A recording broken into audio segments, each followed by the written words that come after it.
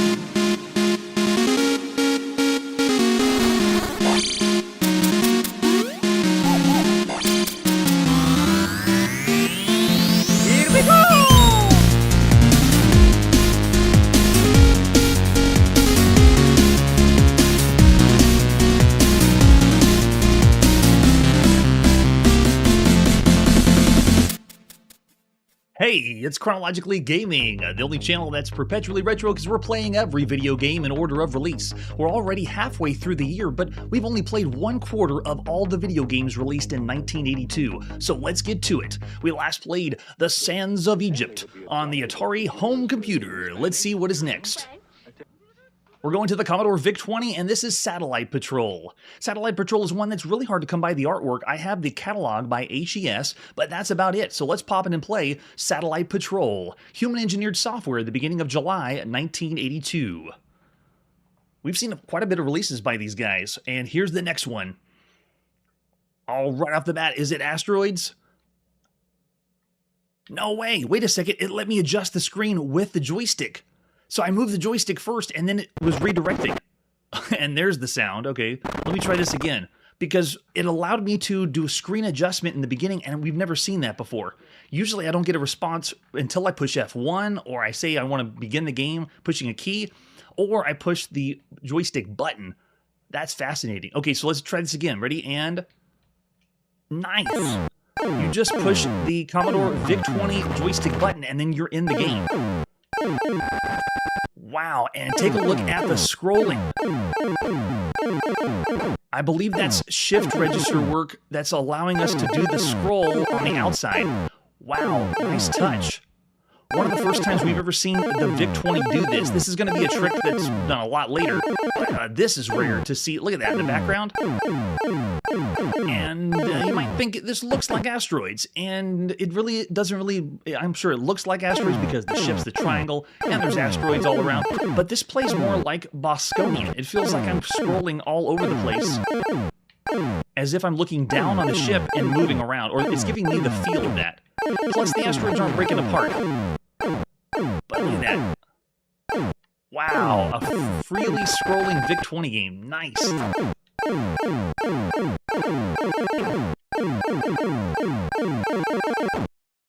We didn't have any other artwork for this one that I could find, so I'm curious to know what the top left grid has. It looks like it's showing us where the enemy locations are, but it's already taunting us. They're ranking us as beginners, so we have to keep playing until we get a higher ranking.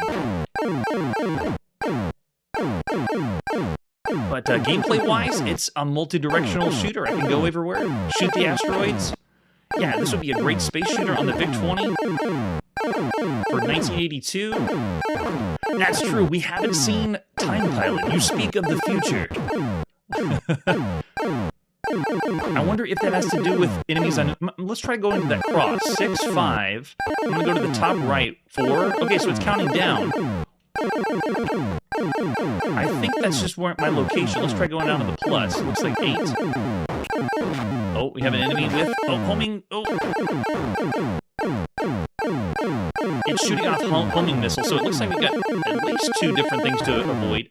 Asteroids and then other ships, but yeah, the cross in the top left, I'm not exactly sure what it is. Whenever we move in certain directions, it's supposed to help us get our bearings. Like, notice it has the 8. If I go to the top right, it'll start counting down. 7, 6, 5... Wait, 4, 3... Oh, yeah, it just went really, really fast. In a way, I was hoping it was leading us to a boss or a different encounter, but it looks like, so far, it's just asteroids and UFOs that shoot homing missiles at us.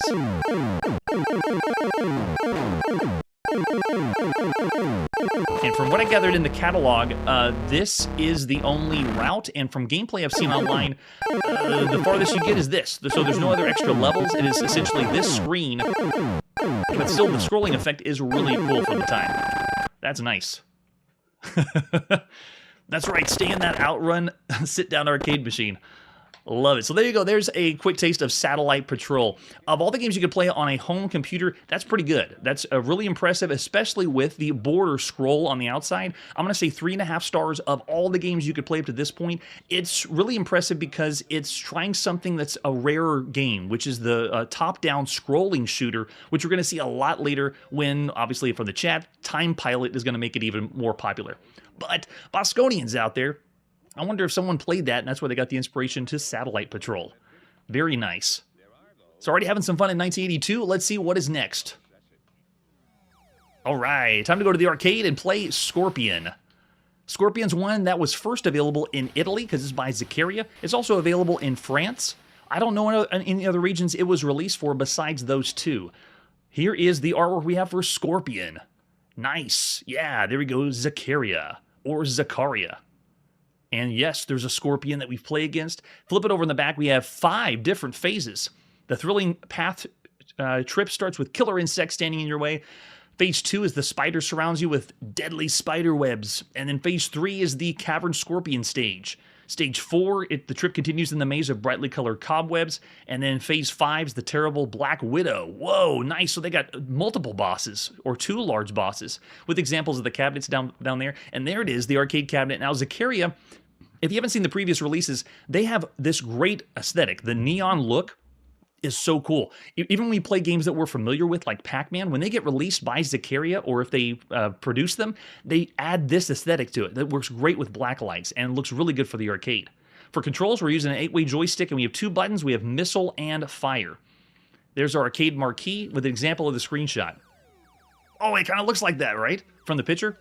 So for the other versions, we have one that was on Moon Cresta hardware, and then a bootleg that was done on Moon Cresta hardware called Arachnus, if you ever played that one. We're going to be playing the original, which is Scorpion. Time to go to the arcade and play in July 1982. Sadly, if you did this 2-player, you're not getting to shoot together.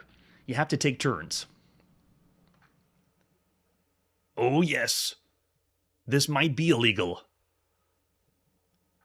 So the attract mode starts up. If you look at the top of the screen, very reminiscent to Scramble. It's telling us the stages that we can go to. Down at the bottom, we have fuel. I wonder if we're going to blow something up to get fuel. And this game plays a lot like Scramble, Mariner, or 800 Fathoms, if you want to check the links for those down below. And there's our point values. Yeah, look at the giant Scorpion and Black Widow. Well done on the pixel art. Time to put a coin in. Thank you. Oh, it was very quiet. I don't know if you can hear. He said thank you. We've heard that before, too. Start button, please. Yes, push start, but he said please. Let's go. Start button, please. All right, we are in. It is a left-to-right automatic scrolling affair. Scorpion is pretty much like we're taking keys from Scramble or Super Cobra.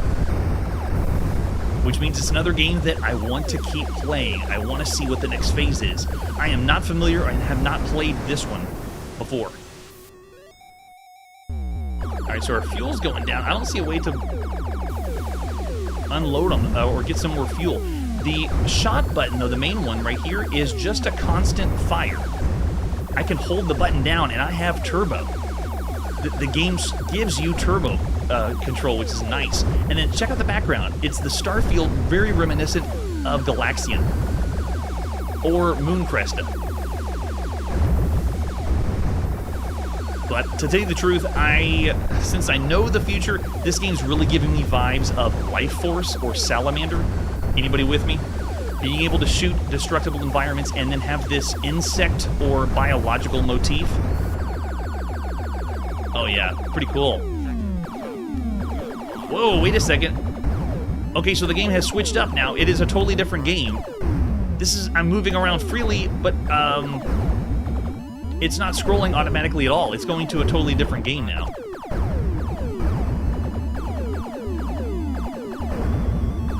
Play controls changed a little bit too. My crafting was a little bit slower, but wow, changing up the gameplay like this is a nice touch. And we're already on in the 3rd zone. Now my shot doesn't work. I have no way. Oh, now it works. Wow, yes, this really does remind me of R-Type. And R-Type doesn't exist.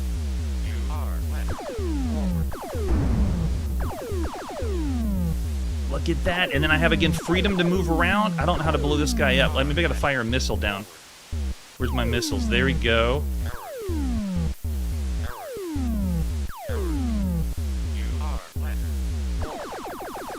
I can't tell if I'm making a dent on the boss or not. I am shooting his head. Unless I'm supposed to shoot the claws. Wow.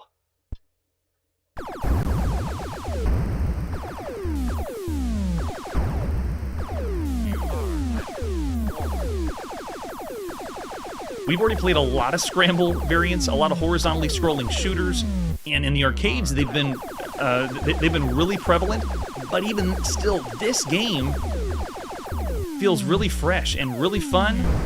Oh, there we go. We got him. Now wait, fourth? No way. So fourth zone is allowing not auto-scrolling. Now we're able to freely move. Look at this, slowing down. So we decide we want to move the screen. Wow.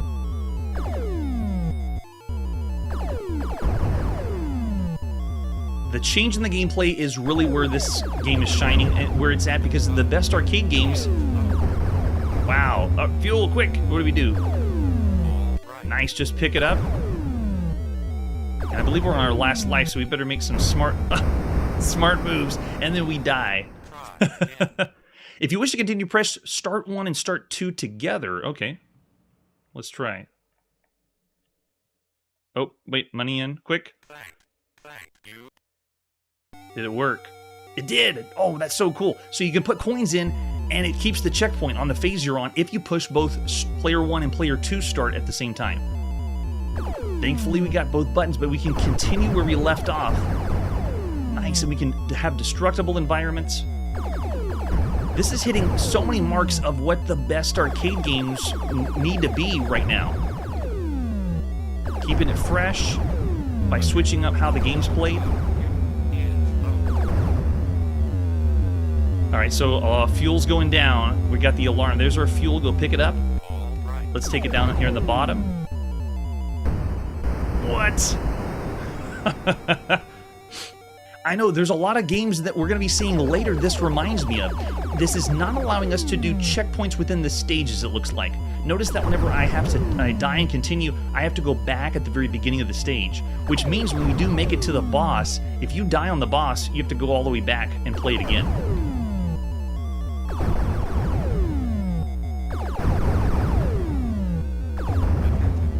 Wow, for a game that's in a region that most people aren't familiar with, this is so good. This is exceptional. All right, we're making our way to the end. No, it's such a tight squeeze. Do we have to start all the way over at the beginning, or do they have a checkpoint? It is, so you have to really be careful. Once you die, this giant large ship has to fit between all the spaces.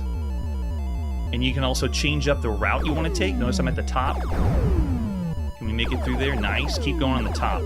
It's kind of a tight fit. What, is that a scorpion on that? What? That was the boss. And then I know I'm not going to fit, so I'm going to make my way through this by shooting pieces away. I don't know if I'm going to make this... I don't think I can make it through the gap, and I don't want to try. Can I squeeze this way? No. All right, let's try this again. So we have enough coins to put in, and pushing start on both player 1 and player 2. No, I accidentally pushed it on one. So if you push only start on player 1, then you go back to the beginning. But we've already seen up to 4 stages. By the 5th stage, that means you can see the last boss. So it's a 2-boss game, multiple stages, has the checkpoints. So cool.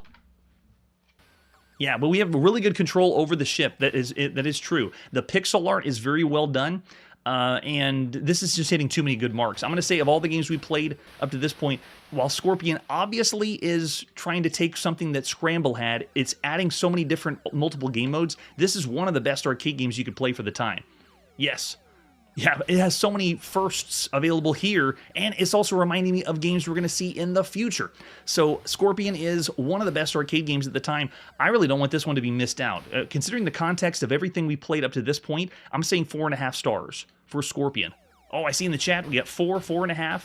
Manly's going 4.5. Yeah, very well done. And with that, let's see our next game.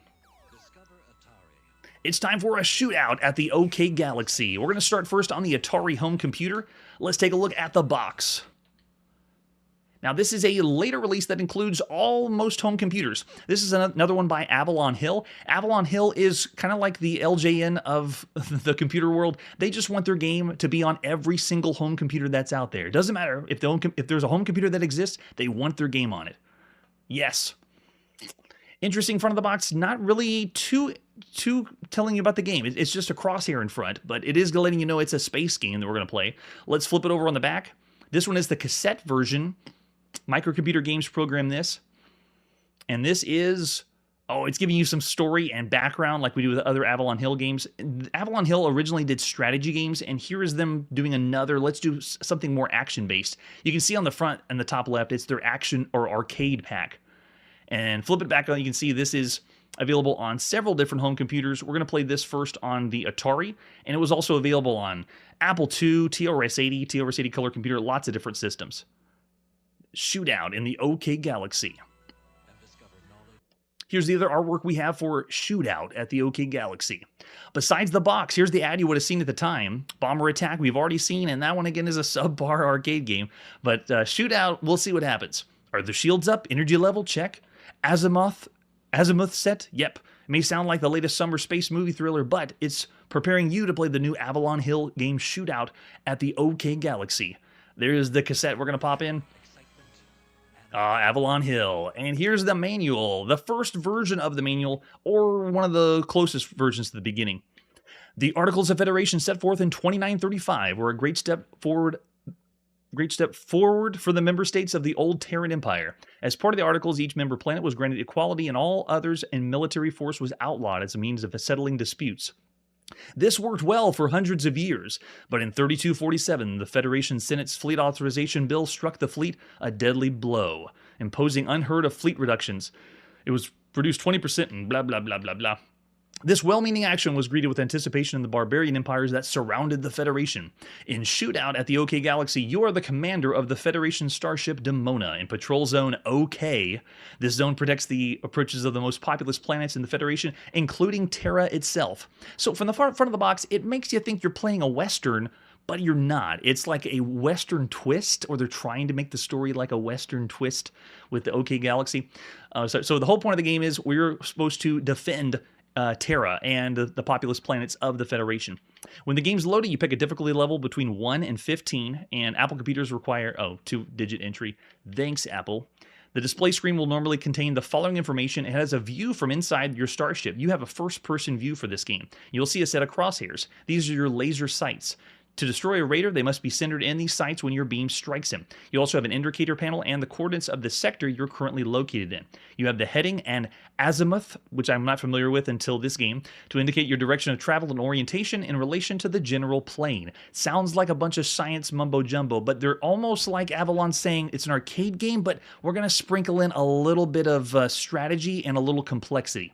Information from your internal sensors will tell you things like how many enemy ships are in the sector and the surrounding sectors. You also have a map of the entire patrol zone, and you can push R or M if you're on the TRS-80. Why would you have R? M should be the map. So TRS-80 has it right. And then you also have the position of the raider ship currently in sensor range of your ship. You also have Federation territory. That's where the barbarian raiders are attempting to move, and it starts in the boundary of your map. If you allow any of them to enter Federation territory, you lose the game. So you got to keep them out. Then we have our movement. Your patrol zone is a rectangular area that is divided into sectors. To move into one sector, you have to enter hyperspace. So the sector you're in and you're flying in first person, you stay in until you want to warp to a new one. Your direction of travel is indicated by two numbers ranging from 0 to 7.99. And this is where the game gets overly complex. One of the numbers is your heading. It's a measure of the direction of travel parallel to the galactic plane. The other number is your azimuth. It's a measure of the angle of your direction of travel above and below the galactic plane.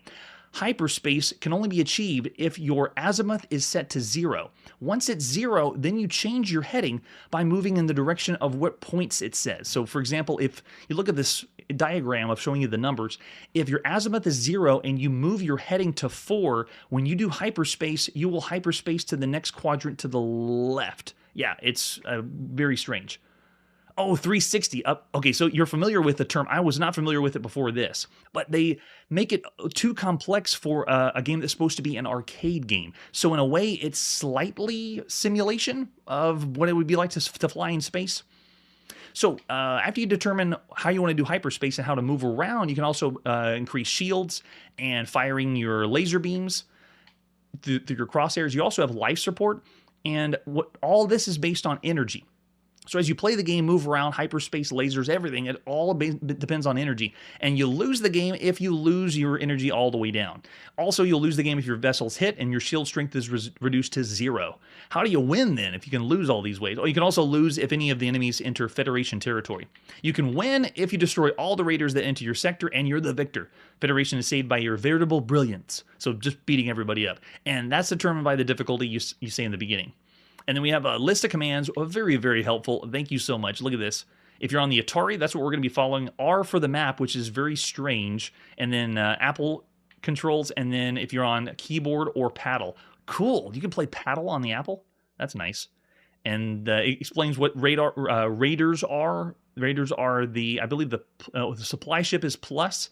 And then all the enemies are numbers. And then it has map explanations as well, with the rest of the manual telling us how to load, whether we're playing on cassette, on the Apple, on the Commodore PET, all the computers in the solar system. That's what Avalon Hill wants. They even found the games. Avalon Hill's one of the few that found the computers in Japan and said, quick, we need to get our games on those computers too. Let's pop in and play Shootout at the OK Galaxy by Microcomputer Games in the beginning of July 1982. Yes, it is a true three-dimensional game. Now, we've seen other games that do this, but they just don't have the amount of complexity that Shootout at the OK Galaxy does. This is what they call a space combat game. All right, level of difficulty. We want to go with 1. This screen, by the way, is reminiscent of Avalon Hill. Keeps it right to the point. All right, 20 raider ships entered your patrol zone. If we raise the difficulty, there'd be a lot more than this. And on the left gives us our sector, energy, shields, and so forth. So if I push R, you can see this is the map. Coming up on the screen, we are the... Wait, there we go. We're the plus symbol, and we got ships over on the left side. So right now, this sector we're in, it looks like... Is there nobody here? Let's see. I have my Atari VCS... No, we got one ship here. So there's one that I'm going to try to find. The Atari VCS joystick that's plugged in. There he is! Get him. And we got him. And so you can see on the bottom left, this sector is clear. Now, if you wanted to go to the next sector, which is south, there's another ship we can take up. But to do that, we got to get our azimuth to 0. So I'm following the left side scale, going all the way down to 0. Come on, nice and easy there. Now, if you want to go to a heading of 6, I need to change the heading to 6. So keeping the azimuth 0, I'm moving, again, all this on the Atari VCS joystick. Get it all the way to 6. Got it. Now I can push H, hyperspace, and it's going to say how far do we want to go. We just want to go 1. I want to go down 1 sector to get that next ship. And engage. Hyperspace. It does appear that way, yes, how it was programmed. Okay, we're here. Now we're in the next sector. We got 1 ship to find, so I'm going to fly around. The controls are reversed, which is refreshing for a space combat game. If I'm pulling up on my Atari VCS joystick, the crosshair goes down. So it feels like I'm flying in space. In a way, I'd call this what Diet Space Raiders. Like, it's not a super complicated Space Raiders. But in the way they have the control and moving around is a little more complicated. All right, let's try our luck with... You can see our energy on the left, the 175, so we're doing okay. So let's do, again, take the azimuth down to 0. And we want our heading to go 6 again. Here we go, hyperspace. How far do we want to go? 1 sector. We're going down south to the 5 ships. Let's see if we survive. Oh, Live Fighters. I love it. Yes, it is Live Fighters. It's not the first, too. The very first one we ever saw was on the Commodore PET, but they had the balls to call the game Star Wars. It was not even a real Star Wars. Wait, where'd all the ships go? They're gone. We moved 1 sector, I thought, right? All right, let's try it again. And actually, let's go ahead and stop this version. That is the quick taste of the Atari home computer version. Now, Shootout of the OK Galaxy is not the best experience you can have for a space combat game. It does well enough, but it's honestly adding unnecessary complexity when it comes to moving around. If you want to play an arcade game from the cockpit, you want to be able to just move and shoot without having to determine coordinates as much. So I'm going to say of all the games you could play on a home computer, it still doesn't hit any marks higher than average, considering the other games that are out there. So I'm going to say 3 stars for Shootout at the OK Galaxy, at least on this computer. Let's go to the next one. Here's Shootout at the OK Galaxy on your Commodore VIC-20. Yes. Captain Kirk is really at home now. The same box we saw before, this was available, I think the same look as all the other boxes. It was available both on cassette and tape. Oh, Arrow's going 2.5. Yeah, I can see subpar as well. It's close to that time. And then as far as artwork on the VIC-20, everything's the same, yeah, including the ad that we have.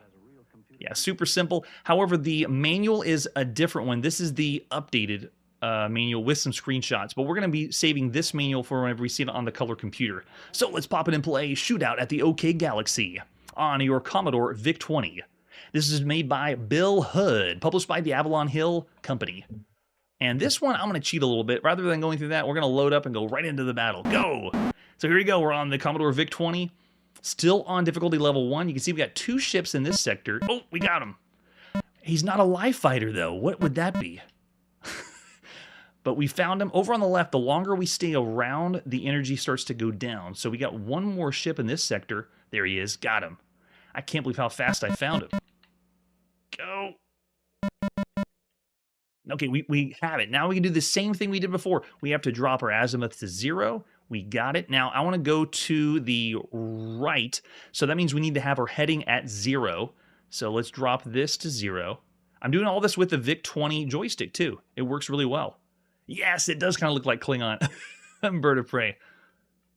Very fitting right now. All right, so we got our heading and azimuth ready. And then what we do is the same as before. Hit H.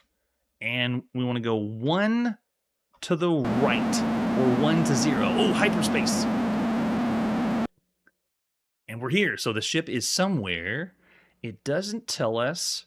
Wait, is that it? Some of the stars fly by and they almost look like the ship. They're about the same size.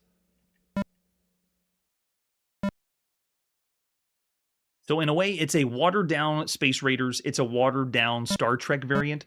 It's removing the simplicity and adding complexity where it doesn't need to be. I still wouldn't call it bad, but it's just not anything that's very as impressive as the other games we've seen for the time. Where is this guy? The Klingon ripoff is hiding somewhere. I still got nothing. And let's break this game. There we go. So that's the Commodore VIC-20 version. Still, I'd say it's about 3 stars of all the games you could play on a home computer. A noble attempt, but Avalon Hill should stick with strategy games rather than these arcade ones, considering the other ones out there. All right, and our last release. Shootout at the OK Galaxy for the color computer. Now, this one I will show you. The box fits even better. And the artwork should be about the same. I have a different ad that would have been available, I believe, in Rainbow. And you can see the other ones that we've seen. One of the best ones, though, was Voyager 1. If you look at the top. Breakthrough, I don't believe we've seen that one yet. Or VC yet. We'll be seeing those pretty soon. With the same cassette tape. Oh, that's true. Gato. We'll be seeing that one, too. Here's the manual. And this is the newer manual than the one we saw previously. All it does is add a few color. You can see same story we had before, Shootout at the OK Galaxy, but it's pretty much the same the same information, but they change up what the controls are because this adds even more computers. You can see it has the Atari VIC-20, and this one has a computer that we haven't seen yet. So pretend you haven't seen that computer. You can use the joystick on the TRS-80 color computer. Yes, a shootout. No, haven't missed it yet. It is coming up next. All right, let's pop in and play Shootout at the OK Galaxy. Ported over by Britt Monk at the beginning of July 1982. I think we saw it first available July 15th, if you wanted to be technical with it. All right, this one is on BASIC. Let's go. Way to play some Shootout. I kind of would feel misleading buying the game thinking it's a Western theme, but it's not. It's a space trying to be Western.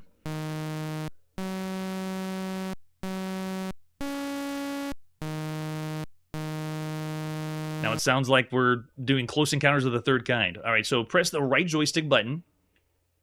And what level of difficulty? We're going, let's try 2 this time. Let's be ambitious.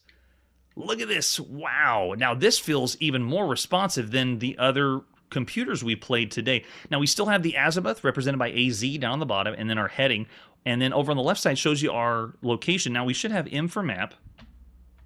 Whoa, the map is an overlay. That's awesome. Okay, so we are located, I believe, in the plus area. So we're at the top. It looks like there's a ship below us, which is the heading of 6.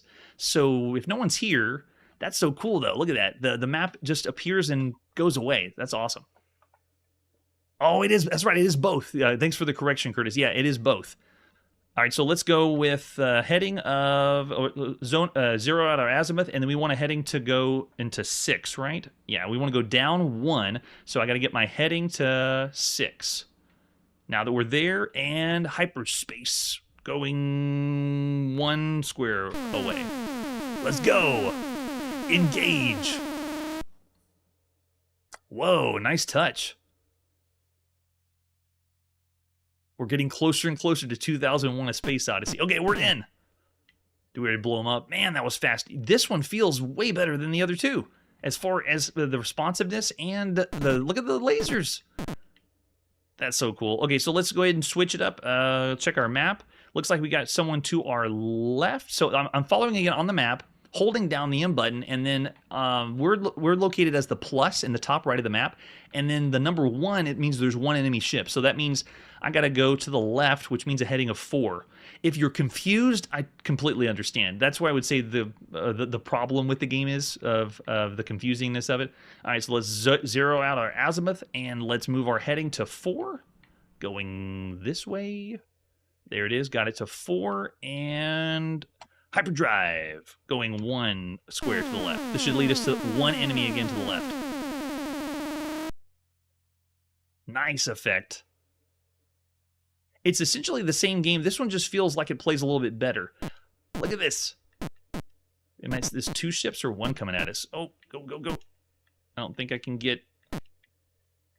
He's going so fast. Look how fast he wraps around the screen. There you go. And we do have some particles that fly away. That's really nice. That is very true. Yep. All right. So that is another quick taste of how the game is. You essentially just move a sector to sector in the main area, blowing everybody up. When you blow everybody up, then you got it, and you win the game. All right, so shoot out the OK Galaxy. Because of the Coco, I'm going to say let's give it a notch above. That's a 3.5-star game. You'd have a lot more fun on this one. Notice how it was responding faster, and the space combat was a little bit more, it was a little better than we had before. So I'll give it a notch above. If I really could, I'd do 3.25, but I still say 3.5 stars of all the computer games you could play. Yes. Oh, that's true. We haven't seen it yet, but we will. All right, and with that, let's see what our next game is after this commercial break.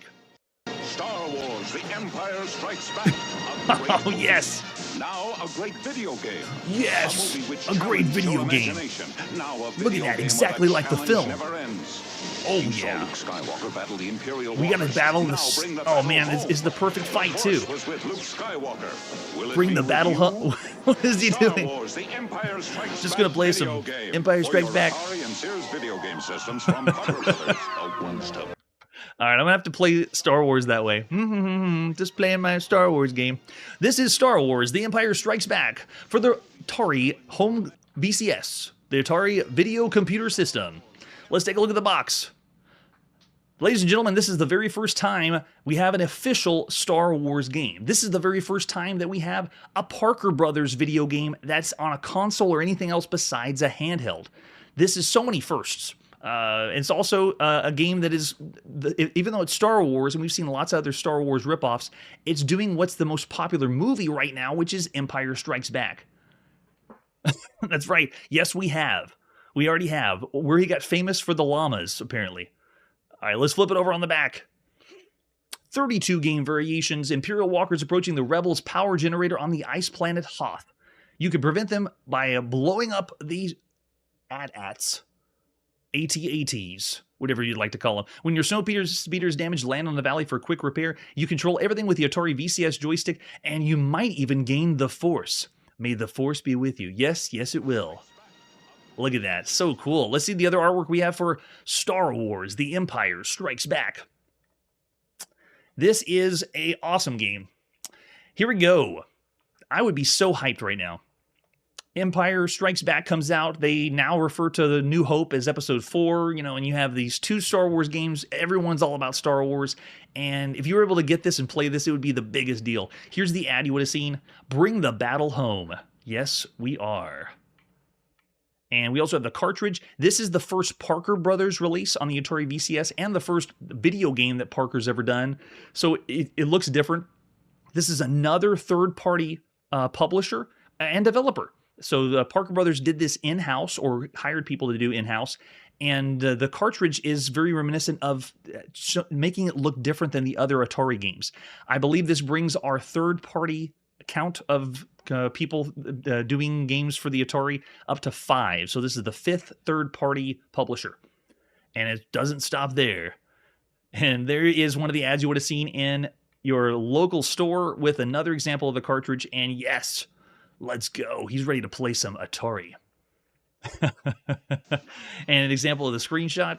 Here's the manual for Star Wars. The first official Star Wars. Does it say anything that they know they're the first ones? The Empire's revenge has begun. Right now, an army of Imperial walkers is marching toward the Rebels' power generator on the ice planet Hoth. If they reach it, the Rebel base will blow sky high. To stop them, the Rebels must rely on their missile-firing snow speeders. You get to fly the snow speeders.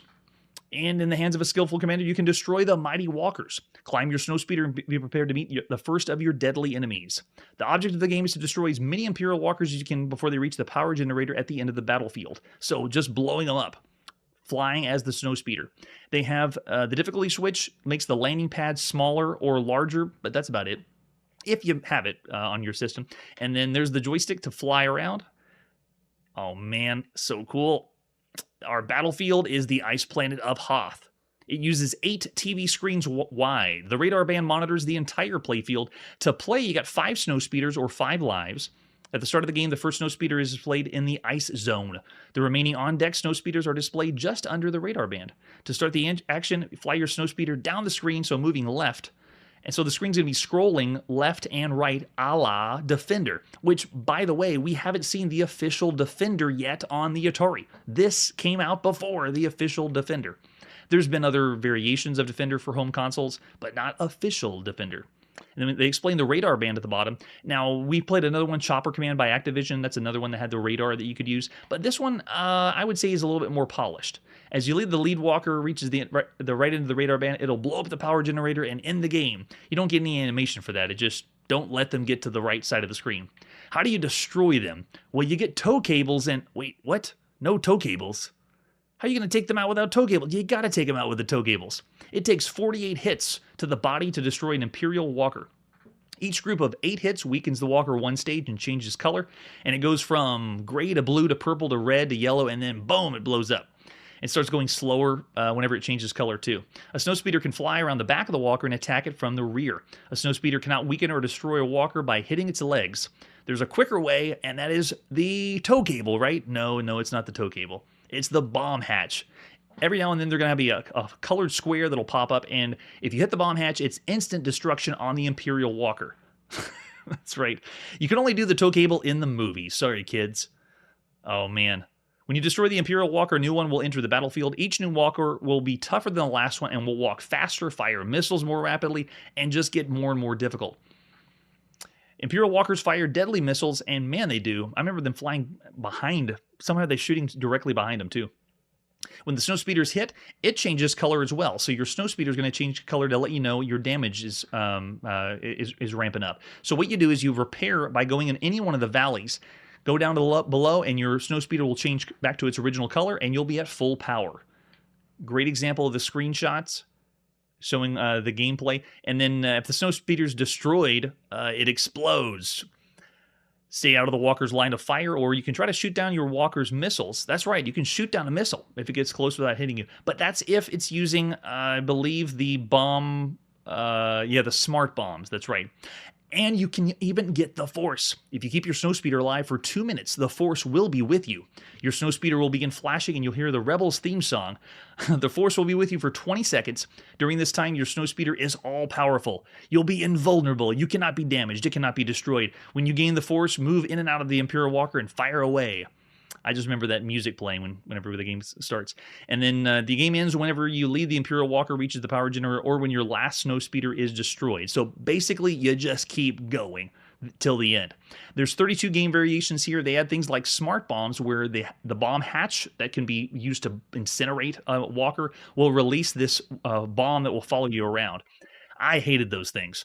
And then you also have solid walkers, which means you need to do some precision flying. You cannot fly your snowspeeder into the walker's body, although you can fly through its legs. If you do, your snowspeeder will blow up, but without weakening the walker's 3 colors. So it just makes it more difficult to fly around. Oh, yes. Oh, the arcade game. Oh, I'm very excited for that one, too. This is the first one, first of any Star Wars game that was official. If you want to play a 2-player game, you can't play together. It's alternate play. You take turns, and the same rules apply. Yeah, alternately until the end. And then they have some hints and tips, strategy hints, and then you can join the official Star Wars fan club. Wait, official Star Wars fan club with Parker Brothers? Or no way, it looks like the real Star Wars fan club. Someone fill that out now. And then they have the warranty, don't care. And then after the warranty, we got scores. Game selection box shows you the 1 or 2 player game. They give you a little symbol on the screen, which is nice. And they have the key right there telling you, like all the Atari games. Very, very helpful, especially when you grew up like me and didn't have the manual and had to guess. Oh, yes. All right. So we have other versions that were available in Europe or in North America. Let's play the first one. It is Parker Brothers, the beginning of July, 1982. Rex Bradford and Samuel Kelman. Way to go, guys. I'm going to lower this a little bit just so we don't get blown away. Now, as usual, the game boots up and it goes into an attract mode, but it's not playing. You actually pick the game mode you want. Look at the bottom. We got game modes 2, 3, 4, 5, 32 variations for this. So you can do 1 or 2 players, and there's no guest here with me, but it doesn't matter because it's alternate play anyway. So you'd be taking turns roughly the same way. Let's do game mode 1 and reset. All right, we're in. Obviously, it looks like a snowspeeder, but take a look at the bottom radar we have. And we also have ability to fly left and right. Controls feel really smooth. I can fly through the walker because the game mode hasn't been turned on. There's the bomb hatch that popped open. Let's see if I can get it. Nope, not this time.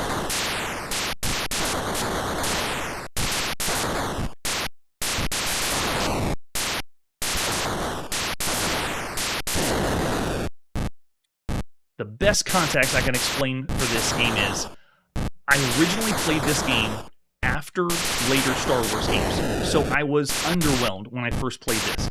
Right now playing this, though, this is very solid. After all the games we've played on the channel and where we've come from, this is awesome. I'm going to go down and repair. Let's find a valley. Oh, you can hear him walking. There we go, got us healed up. They even have the animation of the... Yes, we got the Force! Die!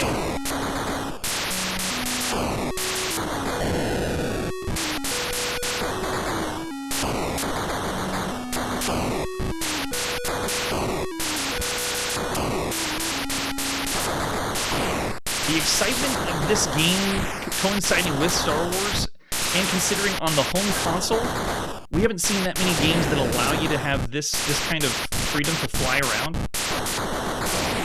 However, I would say, while it has the feeling of Defender, it just doesn't... Oh, that's true. It is much better than that one. I say that one's a piece of junk, but I'll wait until we play it in the context of the channel to see if it still is a piece of junk. Yes, this makes... this honestly makes me want to play more licensed games. On the Atari, the only other big one that we've seen that was licensed is Superman. But it wasn't based on a movie property, it was more like a comic book. I don't know if it was... It was based on the TV show. I mean, the movie.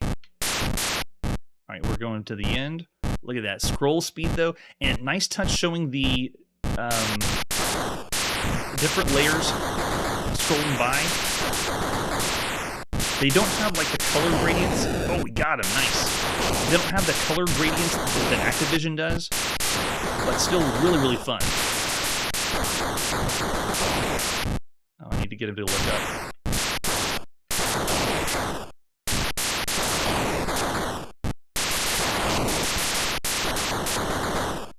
We're gonna go... No! Destroyed. And I think our last ship... Here it is. Last one. Yeah, the theme song, when they first started the game up, that was one of the biggest things, because here on the channel, we played other Star Wars ripoffs, and they played a small tune of a part of the song, but it wasn't very good. And when you hear this, it's like the floodgates open to, I want to see more Star Wars games. I want to see more licensed games. This makes me excited to see more movie games or TV show games. How wrong we are, though. I'm just thinking at that... Alright, let's heal ourselves up.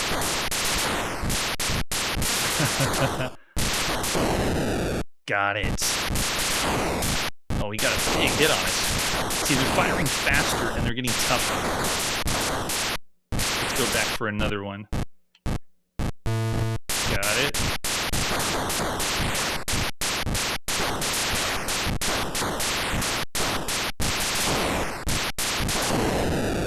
Nice.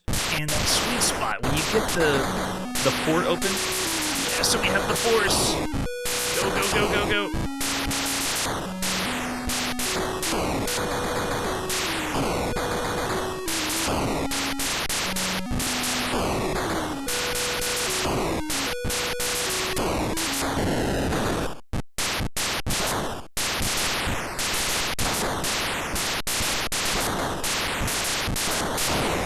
Oh, I thought I got the port that time.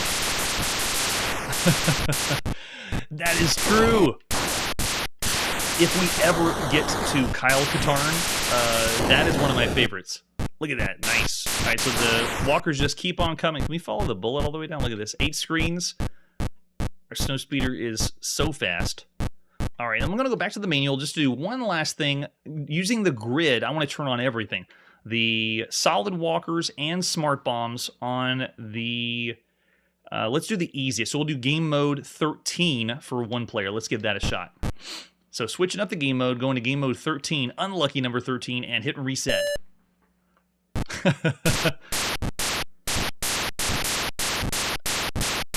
Yes, we do, GSE stream.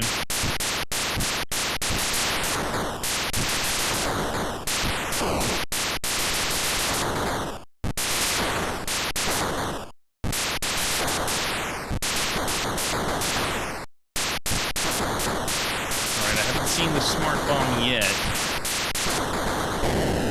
No! Yeah, we smashed into it and die. So you can't run into the body. You gotta be a little more careful.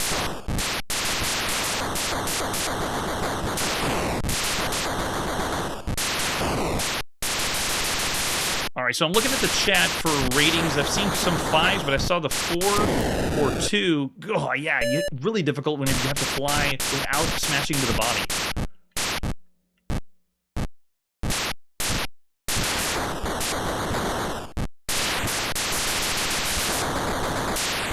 Based on everything we've seen to this point, this is a great game. This is a lot of fun to play.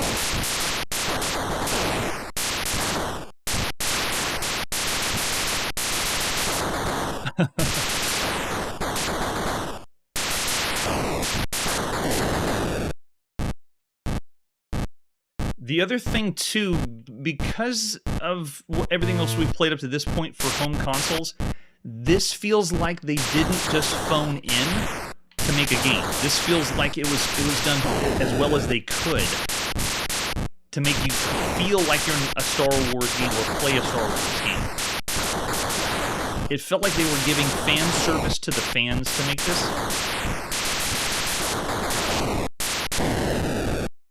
Again, the body of the AT-AT is so crazy. All right, so there you go. Of all the games we could play up to this point, this is pretty good. I'm going to say of the consoles you could play up to this point, I'm going to go 4 stars for Star Wars The Empire Strikes Back. It is not the best game you could play on a home console. It's not in this range, but it is a very, very good game. Surprisingly good, and I'm surprised myself having gone from playing it as a young kid that played newer Star Wars games and thought it was bad. But now, after everything we've seen, this is awesome. 4-star game, considering all the other console games out there. And it's Star Wars. It's awesome. It's also getting just points because of how cool it is to have Star Wars, and it feels like Star Wars. Oh, that's right. I was supposed to play like this. Like the guy in the ad. Just playing some Star Wars. All right, let's see our next video game. We're leaving the new cool game we played on our VCS. We're back in the arcades for Sega's biggest hitter, one of the biggest hitters yet. This is Sub-Rock 3D.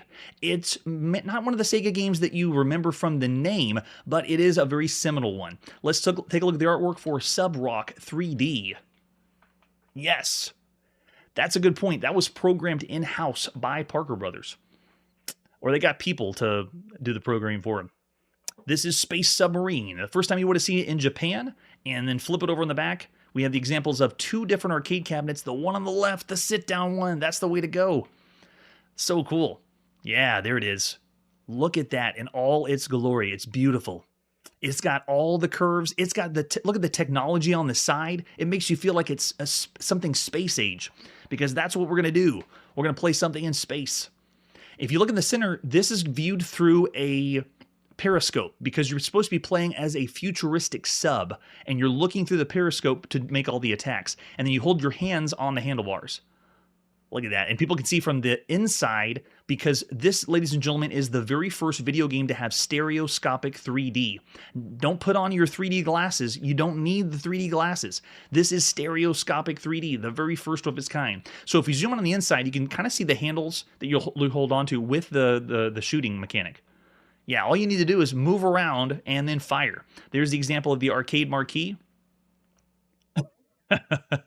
You bet, anytime. And here's another advertisement flyer you would have seen for Sub-Rock 3D. Excellent job, Sega. With an example of the screenshot. Here's the manual that would have been with the release when it came to North America. Sega brought it over lots of places. Still 2 different arcade cabinets. And let's see if they tell us anything about the game itself. We have all the details. Don't care about installation or care of operation. Make sure you got all the parts there. Look at this. First time you're going to put your eyes through a visor. In a way, it's kind of similar to Battlezone, where it's meant to be a virtual environment. But this one is actually using stereoscopic 3D. It is true 3D. It's an overwhelming 3-dimensional game with a dual scene system for battles in the ocean or in space. The graphics and sound effects are very exciting. You command a sophisticated craft, and by using the elevation controls, you move it up and down so it can be operated underwater or in space. The periscope type viewer can be viewed from side to side, enabling you to attack more enemies. Press the fire button to shoot down an enemy.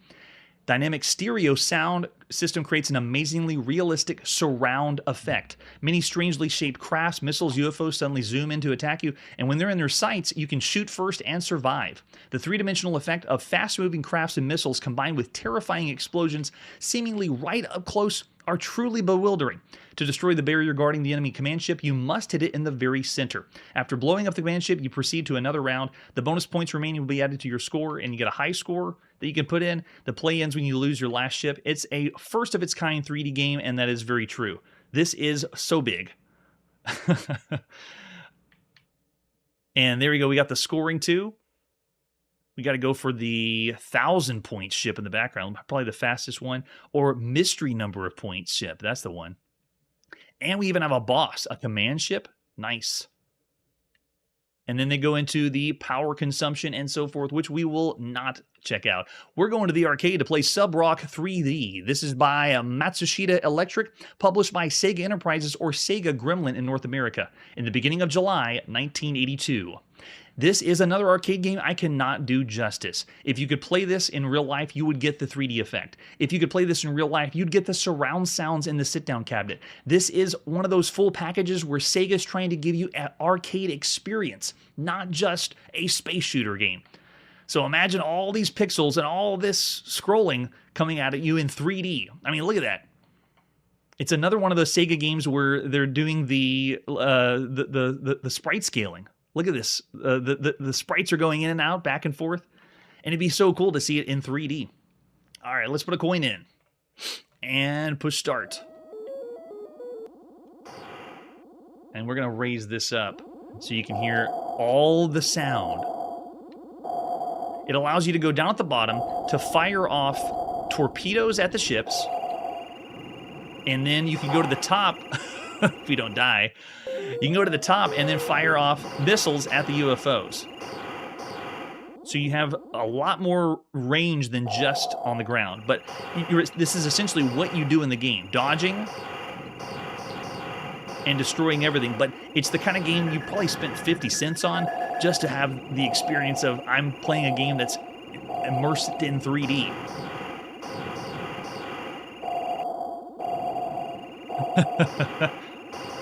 Look at this. Look at this sprite scaling. We've already seen games like Turbo do the very beginning of sprite scaling, but this would blow you away. Look at all this stuff flying at the screen. It has a day and night cycle too. I don't think I have any limitations for torpedoes or shots.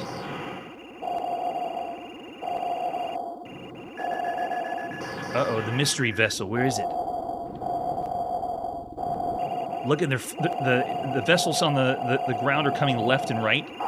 Oh, man, they got me.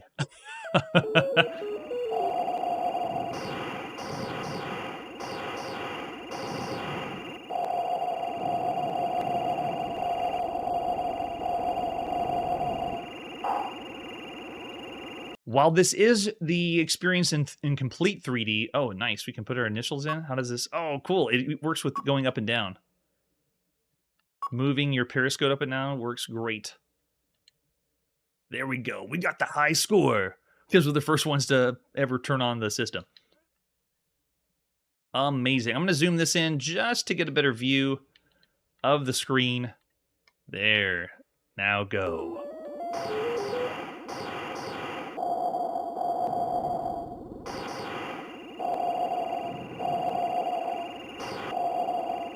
This is one of the arcade cabinets that I have never seen in real life.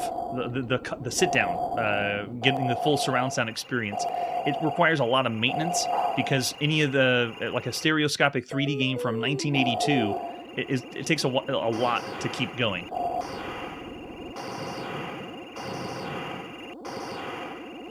Wow. And bear in mind, the only other game we've seen sprite scaling do this was Turbo. There's no such thing as Space Harrier.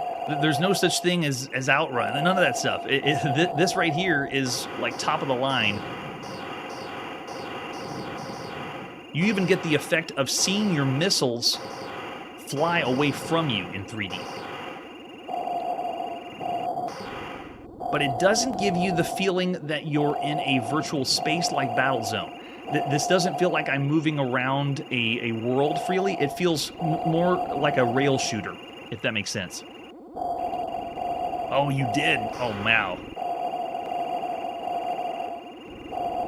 Now, the gameplay itself is just a rail shooter, but I'm going to tell you, it's still one of the best arcade games you could play up to this point. I'm not going to go full on 5 stars because the gameplay is slightly simplistic, but the technology for this is top-notch. So I'm going to say 4.5 stars of all the arcade games you can play up to this point. It is up there as one of the best. That's true. And the cost, 50 cents. I mean, you could spend a quarter and play a long game of Galaxian. All right, so that's 5.5 or 4.5 stars for Subrock 3D. It's now time to put our video game playing on pause. Hit the space key, hit the break key. Tune in next episode for us flipping through the history of the arcade. That's it for today, and like I always say, the Force will be with us, always. Hey everybody, thanks for checking out the channel and joining me on my quest to play every single video game in order of release. We'll be streaming live every weekday at 9 p.m. Central, so join us and let us know if we missed any games along the way.